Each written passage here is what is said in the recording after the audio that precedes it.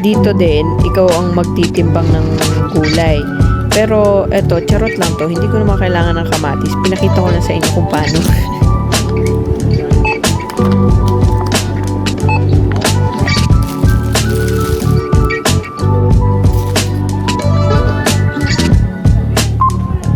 To, kung sa Pinas to, 1,542 pesos.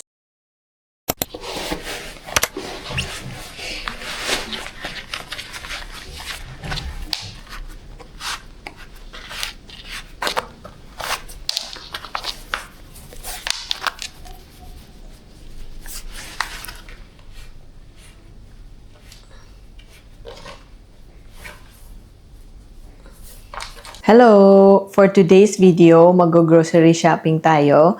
Lagi kaming nagmi-meal prep kasi for the whole week kasi usually pagkatapos ng work wala na kaming gana magluto kaysa order ng food.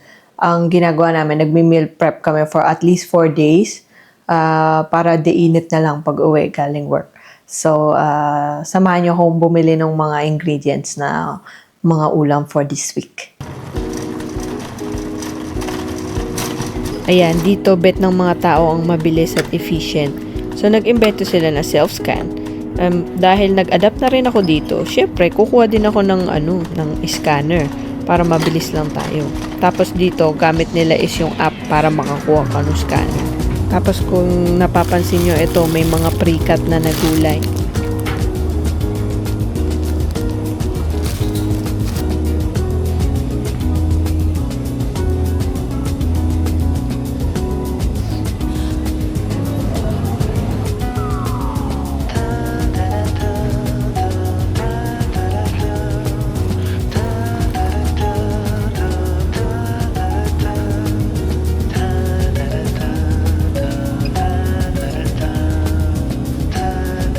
Dito din, ikaw ang magtitimbang ng gulay.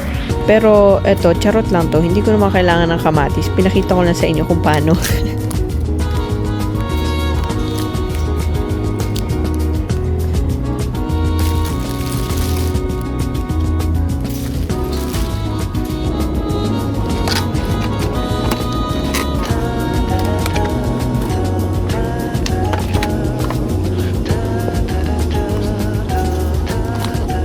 Ayan, sobra kong focus mag-vlog. Nalimutan ko na iscan yung mga pinamili ko.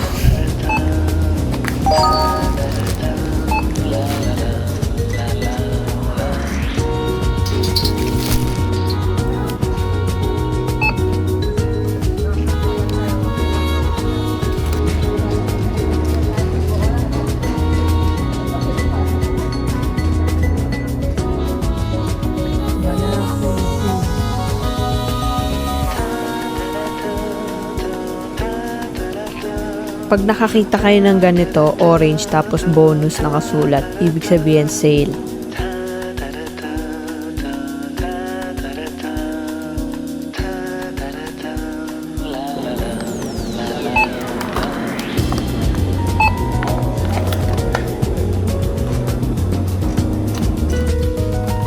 Ito, ilagay na natin yung mga pinamili ko sa bag para hindi tayo matatraffic mamaya doon sa cashier. Tsaka kung napansin nyo, ayan, may mga dala akong bag. Kasi pagka doon ka pa kukuha ng bag sa may cashier, may bayad. Sayang din yun, no? Tsaka less plastic na rin.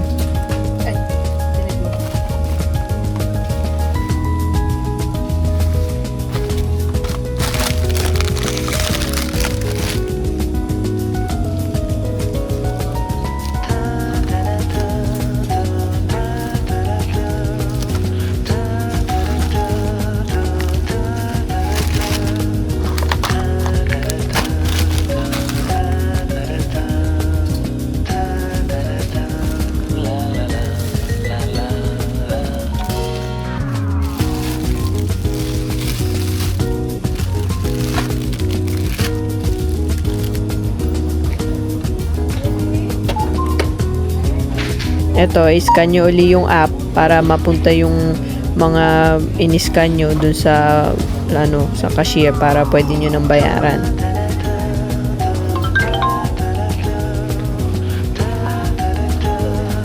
iscan nyo uli yung app para makalabas kayo. Pero pwede nyo rin i-print yung resibo, tapos yung resibo yung gagamitin nyo makalabas.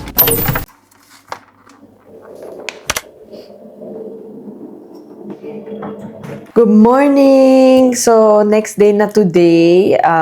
Kasi kagabi after grocery, ang dilim na. Kaya naisip ko,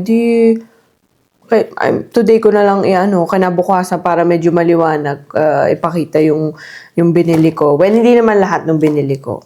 Yun lang pang bulalo. Gagawa kasi akong bulalo this week.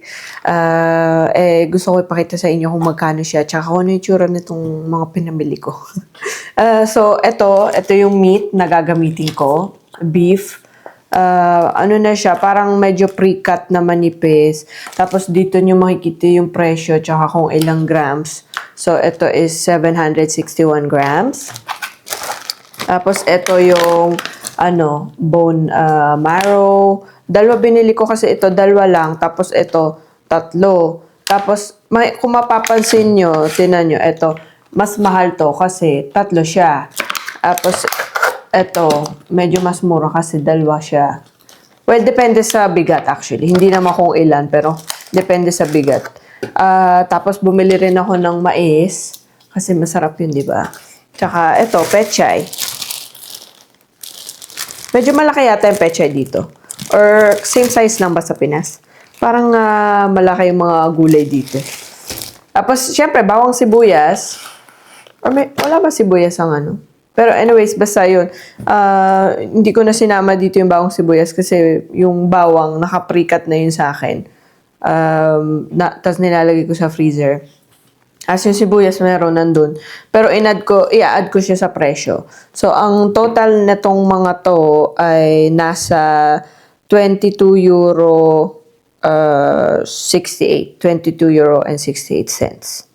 Tapos, according to Google, ang palitan ngayon ay 68. So, ang laki rin Times natin. So, aabutin ng kung kung sa Pinas to, 1,542 pesos ang ginastos ko. So, ewan ko kung malaki ba yun or maliit sa presyo. Pero, ganun kalaki kaliit yung gagastusin nyo kung bibili kayo ng ingredients ng bulalo dito sa Netherlands. So, hopefully may natutunan kayo or natuwa kayo dun sa groceryhan kasi syempre iba rin naman siya kaysa sa Pinas pero majority same din naman syempre. I think that's it for this video. Thanks for watching and I hope to see you again next time. Bye!